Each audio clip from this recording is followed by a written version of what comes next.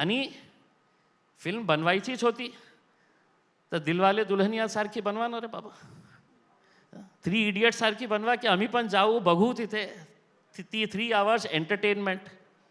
पण हे एक प्रश्न विचारतो की तुम्ही फिल्म तयार केली आणि कशी क्रूरता होती हे दाखवली. मी फिल्म बघितलं नाही, पण महाराष्ट्र विधानसभेमध्ये जेव्हा मुद्दे होते शेतकऱ्यांचे असू द्या, जे महिलांना आपण आश्वासन दिले होते 2100 रुपये देणार आहे, जे आजच्या घडीला नोकऱ्याच्या संदर्भात विधानसभा याच्यासाठी आहे. मग सगळं आमदार मंत्री कुठे गेले तर फिल्म बघायला गेले.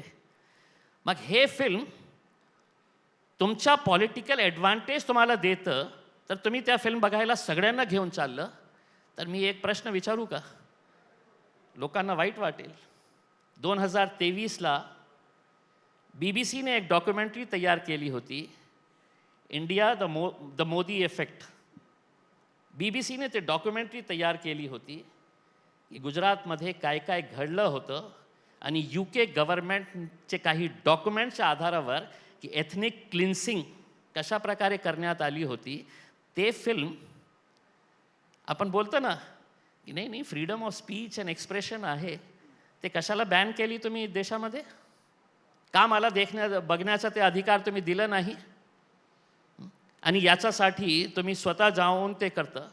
मग सगळं बघून द्या ना.